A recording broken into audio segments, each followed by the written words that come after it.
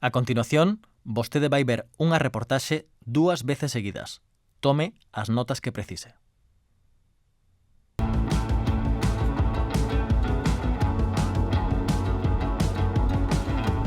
Hoxe viaxamos no tren Celta, un dos convois con máis historia nas conexións ferroviarias entre España e Portugal.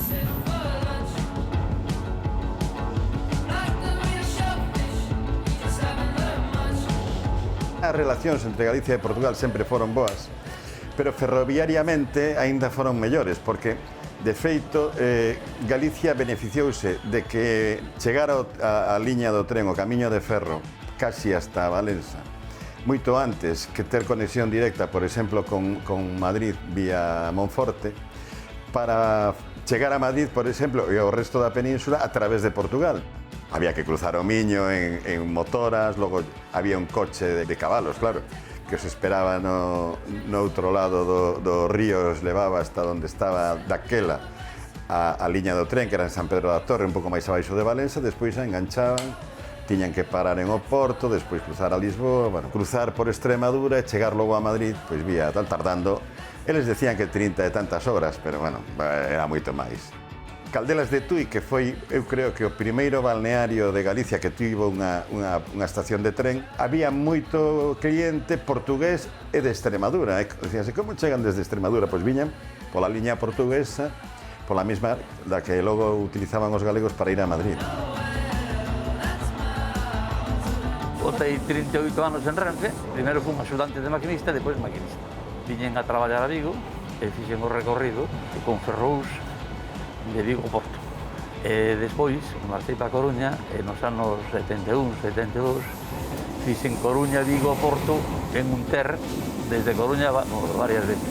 Ahora os trenes son máis rápidos, máis acondicionados, non hai pasos a nivel casi, eliminaron casi todos.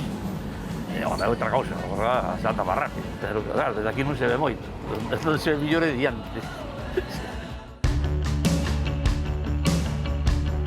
Era un servicio compartido entre Renfe e Comboios de Portugal, non? Pois algúns servicios eran atendidos por trenes portugueses, no caso da automotora, outros por trenes españoles.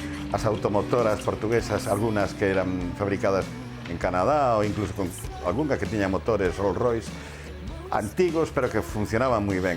E esa foi, digamos que o tren que fixo a circulación entre Vigo e o Porto durante máis tempo. Pero antes de que chegara ese tren, había un TER, cando Renfe adquire os trenes TER, o tren español rápido, non? Era el TER, era un tren de fabricación italiana.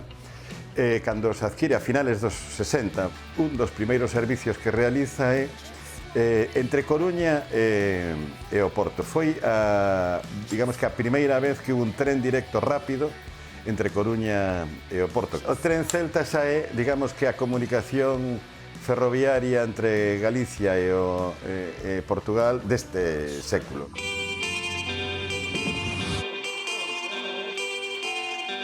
Esta é unha reproducción do tren Celta, que foi alquilado polos Comboios de Portugal no ano 2011 a Compañía Ferroviaria Española.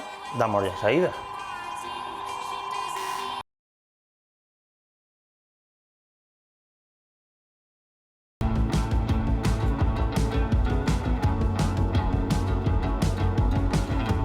Hoxe viaxamos no tren Celta, un dos convois con máis historia nas conexións ferroviarias entre España e Portugal.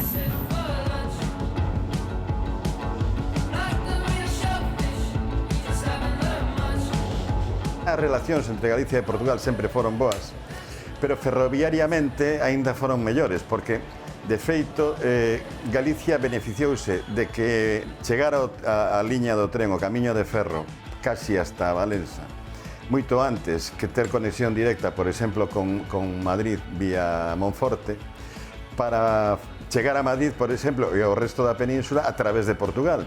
Había que cruzar o Miño en motoras, logo había un coche de cabalos, claro, que os esperaba no outro lado do río, os levaba hasta onde estaba daquela a liña do tren, que era en San Pedro da Torre, un pouco máis abaixo de Valença, despois a enganchaban, tiñan que parar en Oporto, despois cruzar a Lisboa, bueno, cruzar por Extremadura e chegar logo a Madrid, pois vía tal tardando, eles decían que 30 e tantas horas, pero bueno, era moito máis.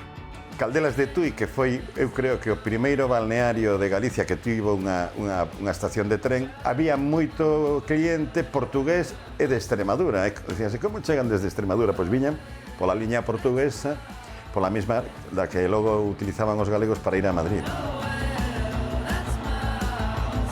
Botei 38 anos en Renfe, primeiro fui axudante de maquinista e depois maquinista.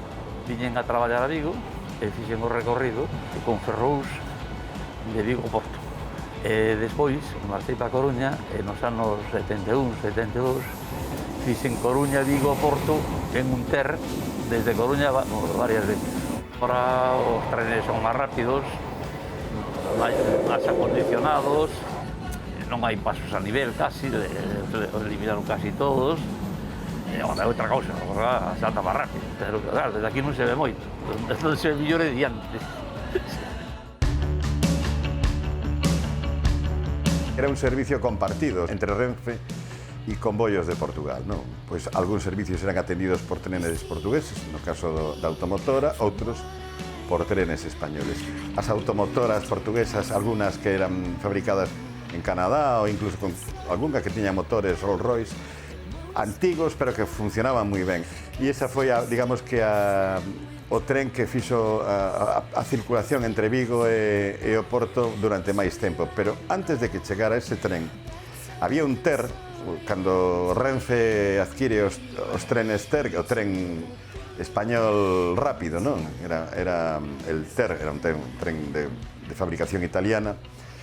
Cando se adquire a finales dos 60, un dos primeiros servicios que realiza é entre Coruña e Oporto. Foi, digamos que a primeira vez que hubo un tren directo rápido entre Coruña e Oporto. O tren Celta xa é, digamos que a comunicación ferroviaria entre Galicia e Portugal deste século.